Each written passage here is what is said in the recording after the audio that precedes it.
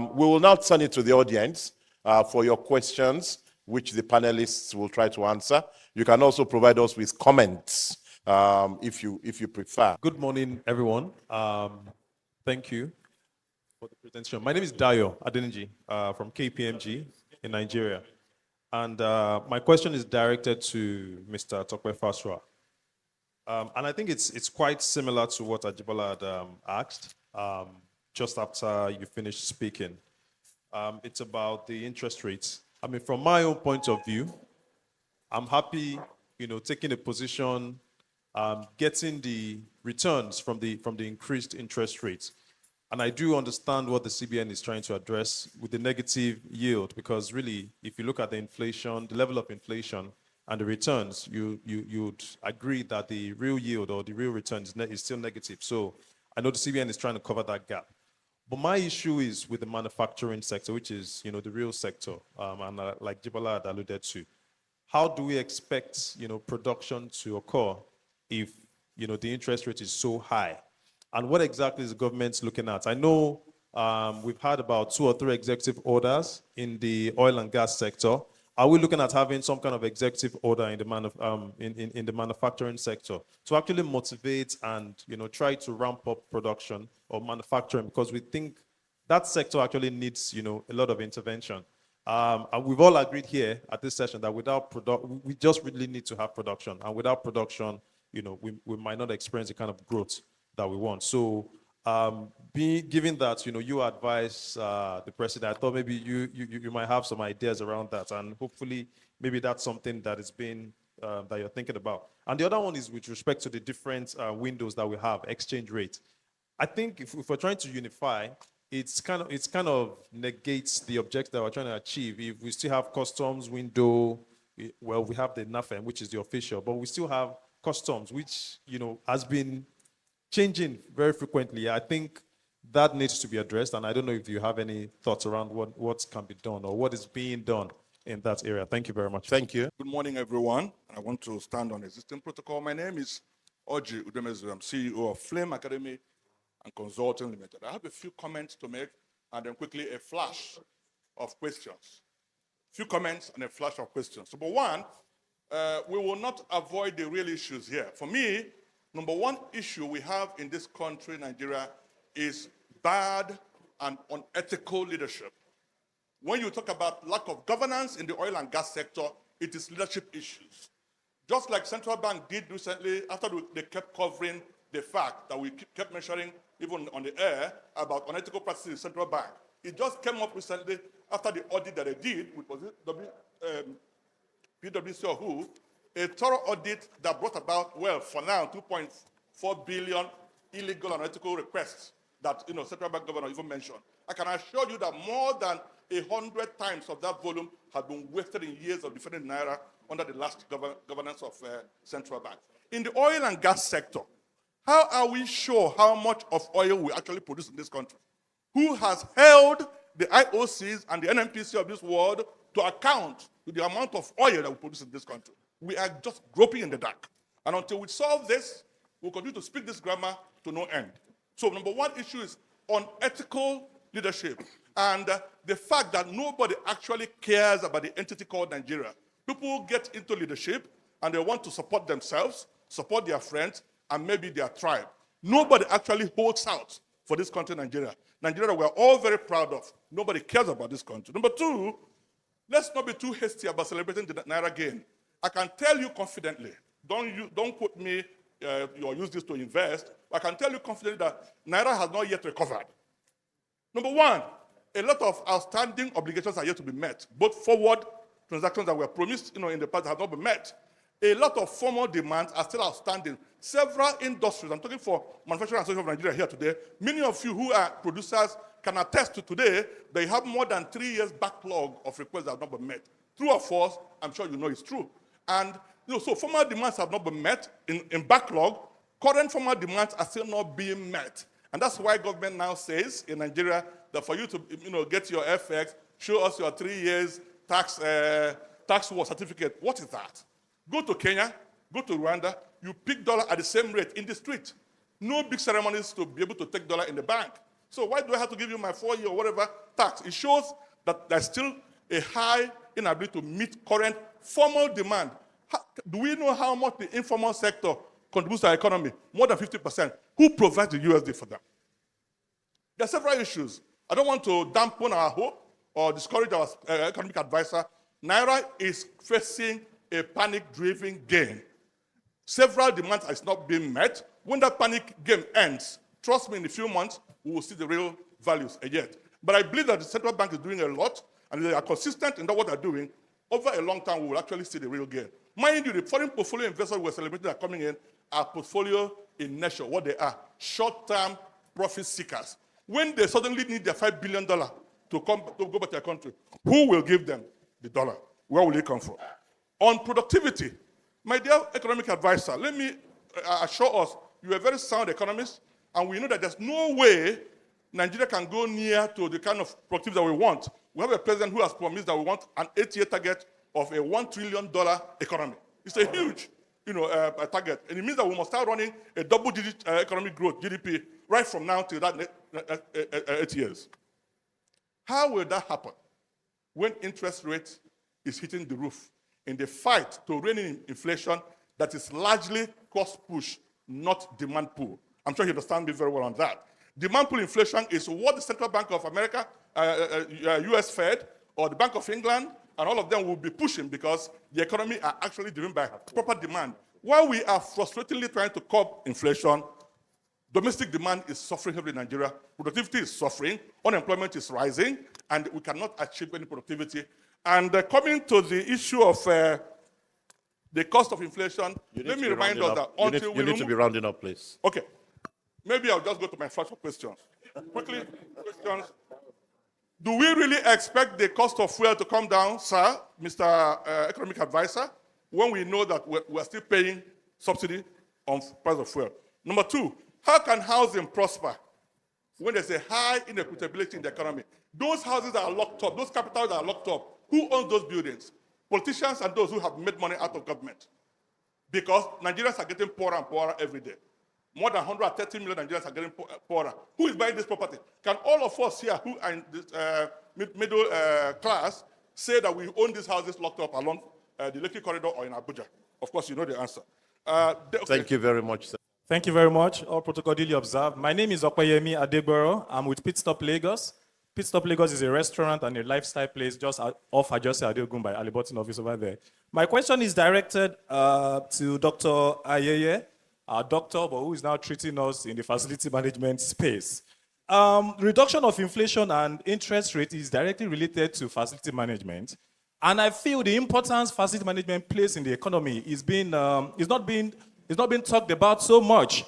And if we look at the trend with national assets, we see the interrelation with the problems we are having today. For example, we have our Nigerian Airways. Improper management led to its downfall. We have the Nigerian shipping company. We have the assets, the airport. We have the railway sector. Facility management is really, really important and is not being given the importance that it deserves. For example, we are building new terminals now at the airport, whereas the old one we have is not properly managed. So it's just like we are going around circles. Someone mentioned the universities, the same thing. The facilities we have in the universities, they are going down daily, yearly, and nothing is being done about it. So I want you to, tell us, is it that the Nigerian people as represented by their government does not have a way out of this problem of facility management? Are we just going to be going around circles? We have refineries, we couldn't maintain them, they went down, it's become a problem for everybody. Even the man on the street, the problems are interrelated and it is connected to facility management. We have the airports, the airports, they are not properly managed, we are bringing new ones. We have the railway sector, dead. And now we are spending billions, borrowing money that we do not have to build new railways industry. Is this going to continue?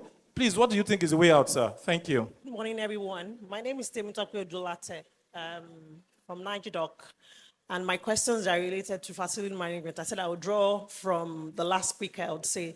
Since we have two refinery executive directors, I would say, or chairman on the panel, I'd like to ask that in your, I would say, operations or process management, how has facility management improved your operations? It's very key because different countries, I'll take a clue from the US, Oman, and other developing countries, they use technology to drive maintenance of refineries and assets. We talked so much about thefts in our crude oil, in our pipelines, vandalizations and all that. When we have this technology, artificial intelligence, all that is available for us to be able to monitor thefts of our crude. So what exactly is wrong with Nigeria? It's not that deep, I would say.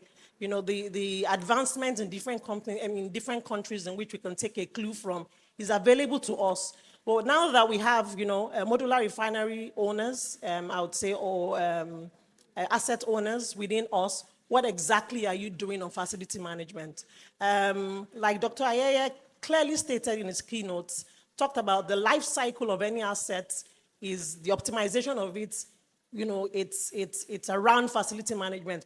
Why are we not apportioning budgets? Why are we not putting in funds to ensure that we continue to sustain the optimization of these assets? Very easy for us to apportion budgets, trillions of dollars on building new railways, but we forget completely on how we would maintain, we forget completely on how we would, keep on having that optimal and efficient asset. So I really know we talked about different things today, which I'm sure many of our listeners here are aware of, but facility management is yet to be anywhere. We are yet to scratch. When they're talking in terms of the budget, they don't really lay emphasis on how we would manage this asset. So I would like the panelists to please throw more light in what they are doing, what is Nigeria doing, and how we as a people can take a clue from what exactly is happening in Nigeria. Probably there are a lot of stuff that is happening on the ground that we are aware of, but maybe through your responses, we'll be able to have throw more light in what Nigeria is doing, because I know so many companies, private sectors are trying. However, even with, if I go back to even our vehicles, a lot of people are able to buy vehicles of millions of naira, but they are unable to maintain them. So this is a fundamental problem that we have in Nigeria. Thank you very much. Thank you very much. Glad to be here. I'm Dr. Funke Medun, and I have just 3 quick questions. One, I want to go to where the money is. So I'm talking to the banker. Okay, we've been talking to the government. I want to go to where the money is. I also want to go to the government and to the chamber. So the first one to the bank. In the context of high inflationary pressure, high cost of borrowing. So MPR at 24.75, we know what that will do to cost of borrowing now. So if we go to the bank, so many ideas. For me, I'm just taking it home. Let's bring it home. Mr. Kola Ayeye said, if we look at the 3 actors, government, private, what are the initiatives, or opportunities from the bank to help provide support with the high cost of borrowing, to help tame the opportunities, to help us help our environment, to help maintain infrastructures? For me, that is where the money is. So please help me talk to the money, opportunities from that. Then to the government, Dr. Tokbe Fashua, I like the way you spoke. In fact, it was very easy, all of us were flowing. Again, let's bring it home. Household, what is in it for me? How does it affect the price of crayfish in the market? So my own is, please, what are the specific, maybe opportunities or pronouncements or whatever we want to call it, as simple as we want to make it, that from the government point of view. And I want to also let us speak to the context of today's topic and theme, helping the environment, looking at infrastructures. Mr. Kola gave us a number of suggestions. Mr. Kola Ayeye, that, government can actually take some things from public sector management, let the privates manage them. Please, are there things in that light that all of us can tap in so that we can start positioning ourselves for that? And to the chamber, Nigerian, South Africa, maybe Dr. Tunde Ayeye will answer that. Please, what are the opportunities from those 2 bilateral relationships that can really help to tackle today's discussion? Thank you. Thank you, Dr. Medun. And now, Dr. Jidema. Thank you very much. I'm E.J. Jidema, and I run a consulting firm called Leading Edge Consulting. The day is fast spent, so I'm going to talk on two things, or two major areas. I have one specific question, but before then, I would like to talk about context. I like the fact, the context that Dr. Tope Fasua put into this, because most of the time when we talk about economic policies, we forget that we are talking about human beings, that we have to have a context in terms of our country and what we are trying to achieve. So it's good listening to him that they understand they're putting the psychosocial aspects in what they're doing, because it's not, I think there should be a departure. Copying other countries or just going ahead to do things would not really work. The behavioral aspects are very, very important and needs to be situated in whatever we are doing. Another area I'm yet to identify being addressed is the issue of priorities.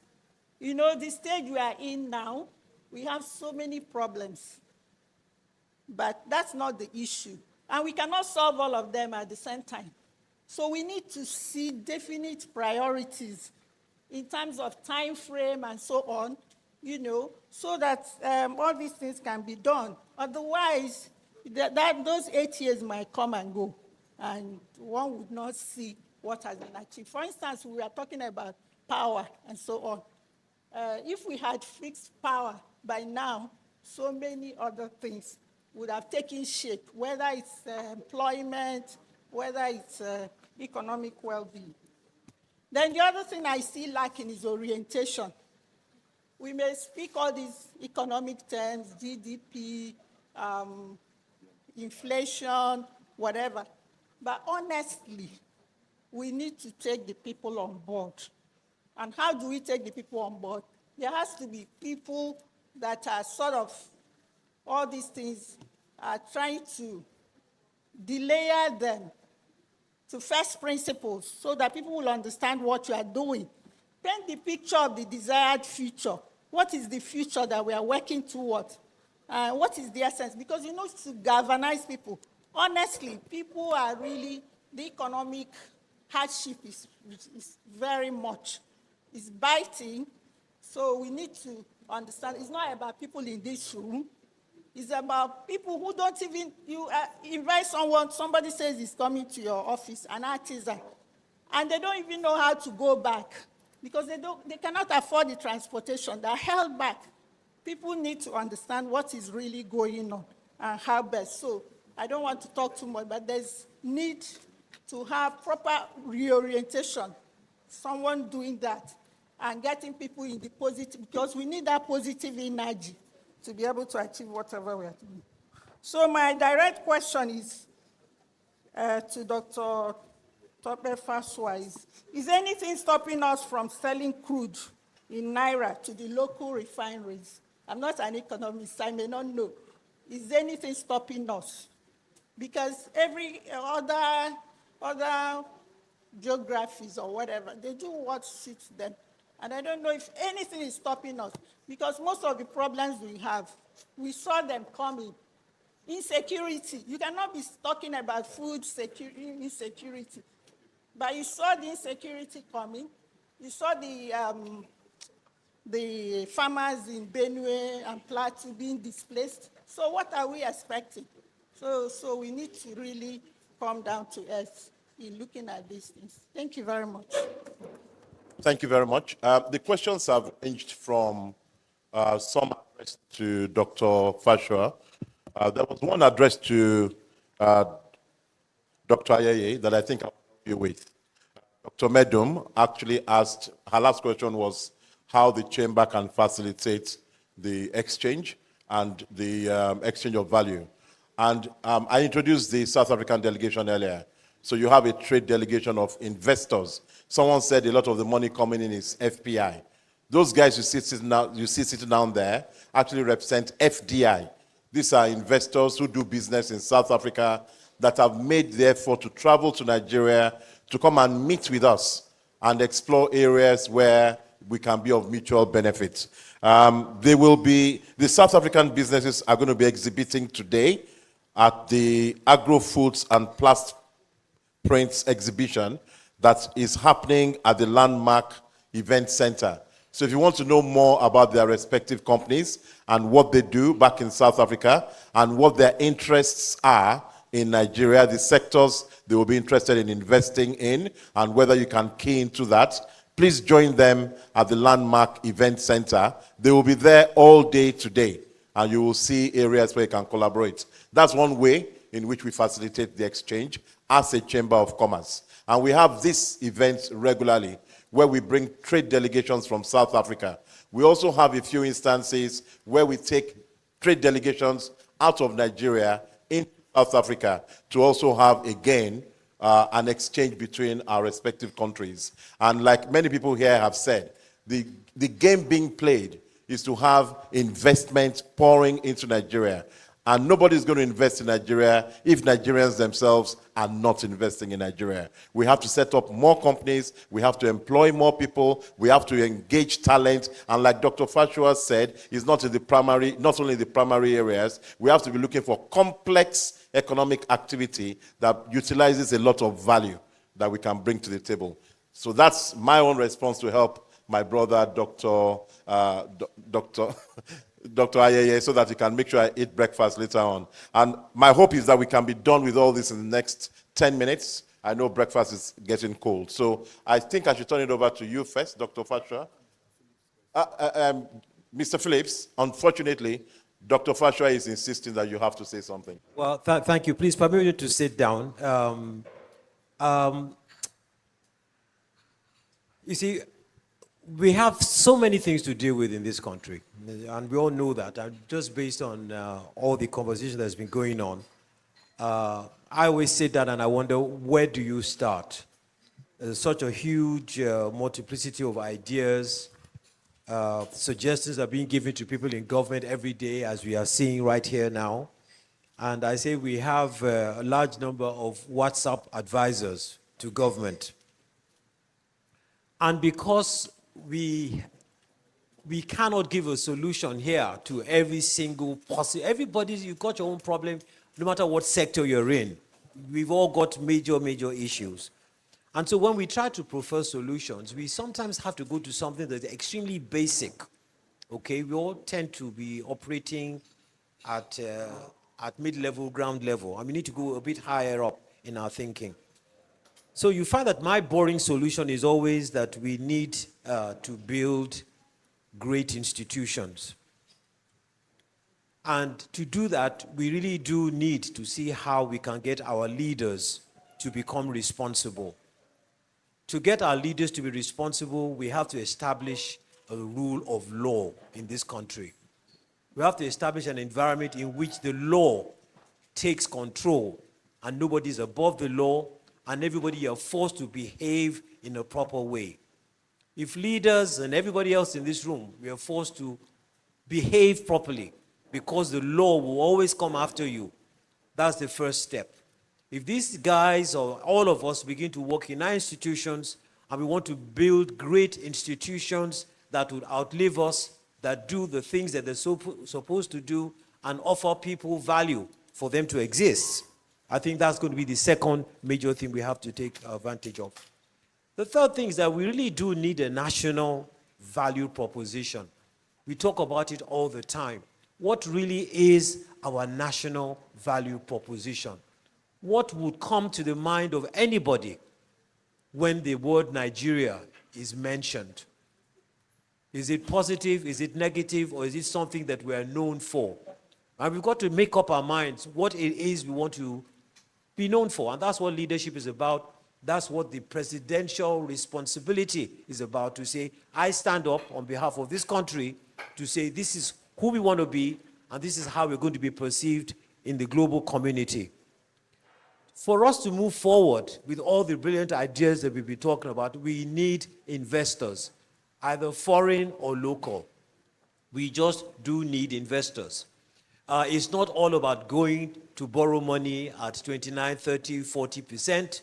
It's about how can we get equity that is in principle free, in quotes, that allows us to do the things we want to do. In order to get equity, you need an environment that is seen to be stable.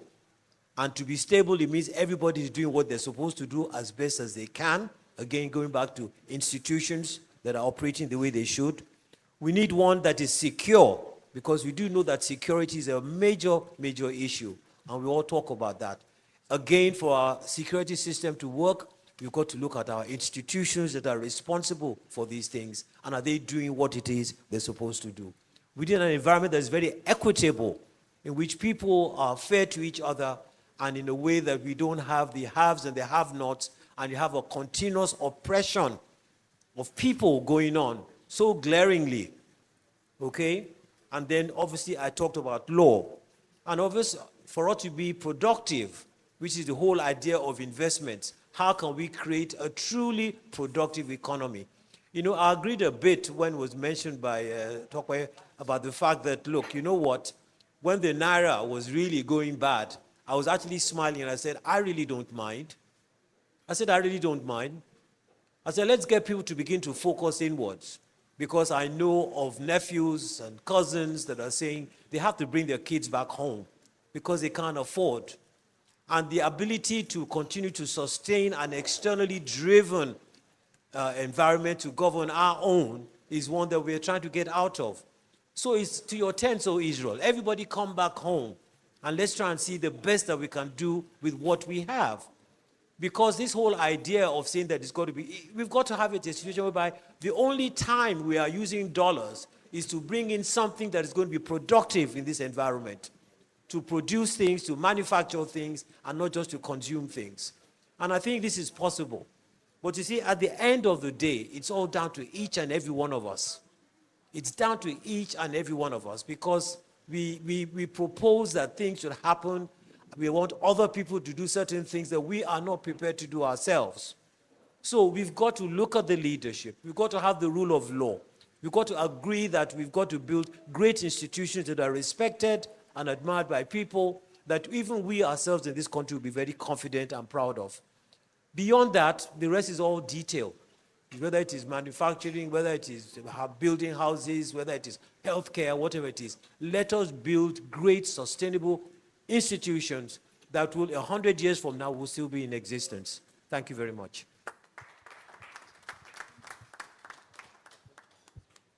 Thank you very much. Thank you, Mr. Phillips, Dr. Phillips, Uncle Phillips. And you can't be here and we won't hear your voice. And I have absolutely nothing to respond to what you said. You've only given us instructions on how to progress. And I hope everybody catches on. There's some for government, there's some for everybody as well. So very quickly, to your question, Ajibola, 24.7 MPR, how can companies survive? See, it will not continue forever. How can manufacturing companies survive? It will not continue forever. Like I said, it's a trajectory. So we're trying to get to a situation where we crash inflation.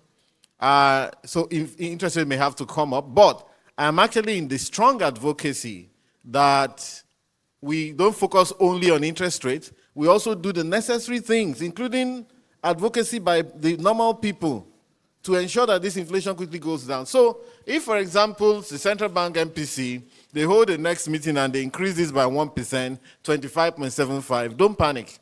I think that by the time we get to 25, 26, we would have been able to crash inflation using these interest rates and other, especially other means. By the time inflation begins to go down, then this interest rate continues to go down. So there may be an inconvenience for borrowing companies for now. I think it also help if deposits go in more so that banks are more comfortable, so they're getting deposits, even, at least to water down some of their funds as well. So, so that's that. So it won't be for long. You mentioned abandoned houses due to interest rate. Yes, not all of them are interest rate bound, except we look at each transaction. A lot of developers actually started, they got stuck down the road. However, I think that under Fashola as Minister of Housing and also Works, some young boys tried to look at some of those houses in Abuja to see how they could convert them into smaller units so that they can let them up. But then COVID came. And when COVID came, all bets were off. So I think it's still something that's open to Mr. Akinyomi as they discuss the housing sector. They also should look at this debt capital problem. Exchange rate, customs, the gentleman asked about. Honestly, I think there's one peculiarity about custom, and you can also research it. The reason why there's that custom rate, which is also been coming down consistently because it flows with the general rate. I think it's an average rate. You know, the day that you open your Form M, there's an interest rate. I mean, there's an exchange rate. The day your goods come, there's another exchange rate. So the question will always be, what exchange rate should we use? So I think they try to get an average rate, and that's why that rate is different from the normal I&E or NAFEM rates now, as we call it. Also, the Naira reserves, I must say that the reserves are also growing to, right now, $34 billion. If we're lucky, by next month, we may be seeing $35 billion. I think Mr. Cardoso is one very astute manager, and I'm proud to say he was my ED Treasury when I worked in Citizens Bank on Amadou Bello here in 1992 to 98, thereabout. So honestly, they've discovered a lot of things, including the fact that monies were allocated to some people who never applied for. Sometimes somebody applies for $100,000 because it's your friend, you give him $10 million. So there was a lot of shenanigans. Beyond the governor of Central Bank, you see a lot of restructuring is going on there. Even the staff, and these are we Nigerians. It's easy to point fingers, but we also should check ourselves. How do we act and what do we do? What's our level of ethics in the different organizations we work in? The governor of a central bank will not do all the work. We can put it on him as a leader. That's Emefiele that left. But also a lot of the things that's happening were perpetrated by mere staff. An assistant director was the one that led people, concocted forgeries to go and move $6.2 million from the vault in the branch. An assistant director in banking supervision. It was a racket. So that said, double-digit growth, interest rate, yes. We want to achieve double-digit growth. That gentleman, very good question. I'm also in the vanguard of reminding us of that promise. Whereas, I think what the strategy we have adopted is, you know, when they say the ram steps back, several steps, in order to charge. So, and there's what is called base effect in economics and statistics. That when you're coming from a negative position, you tend to grow much faster. Okay, so I think that the reforms is to say, you know what, let's get rid of the cobweb so that we can move faster. We may not get double digit this year or next, but chances are that after then you'll see a very fast rate of pickup. And if we actually promise $1 trillion and we end up at 750 billion, that's a pass mark. That's 7.5 over 10. And I say that we can do it. I've always been in the advocacy for double-digit. We have no excuse not growing at double-digit growth. Sans any act of God like COVID or whatever, you know, we have no excuse to not grow at double-digit rates. You know, we have so much to do in this country, so much to achieve. Eco Atlantic is there. It needs to be developed. There are only 5 towers. I went in there once, about 5 now. The 5th one is coming up. And we've had it for a while. We wanted to build our own Dubai Marina. Dubai Marina, they built that place in less than a year. 200 skyscrapers, 200 in a year or two. We need to be moving at that rate because we have so much to achieve. And we have a point to prove to the world as well. And I believe the time will come. Under this administration, under the leadership of President Bola Ahmed Tinubu, who is also very focused. Now, which other one is here? Power, fixing power. Of course, that goes without saying. But I must say, about 3 days ago, I wanted to go to Calabar. And the flight from Abuja was canceled, so I flew to Uyo. I thought I could use the road from Uyo to Calabar. Only for me to hear that, look, nobody uses that place. 94 kilometers on Google, it says 3 hours. So I had to go to Oron to take a boat, a speedboat, an open one indeed, you know, riskiest. And then it started pounding rain right in our faces. You know, we got to several places. We got to a place with some, the Navy. They say, hands up, hands up. You're a militant there until proven innocent. We also ran into the Marine Police as well. You know, so So what was I even about to say? Anyway, so you know, power infrastructure. The point I wanted to make. When we left Uyo's airport and we were going to Eket the day before I now went to Oron the day after, in passing all of the areas that we passed, what I saw was total darkness in all of our rural area. Akwa Ibom is one of the richest state. I mean, these guys get about $30 billion every month. It's unbelievable. But you know what? Almost all the rural areas. So in order to solve this power problem, we need to think outside the box. The idea of greed, it took something to the national grid and then begins to go to, it will never work. Those rural people can never pay the kind of rates that the discos want. Therefore, we need to front alternative energy and sometimes experimentally. Let our universities and polytechnics take care of some of those villages experimentally. Year 3 students bunch together, give them solar, do mini hydro. Honestly, we have to do it for ourselves from the ground up, honestly. We're never going to get to that point where this power will be available for everyone. In fact, the infrastructure is broken. If you push some of those powers through, if you do more than 4,000, it shuts down.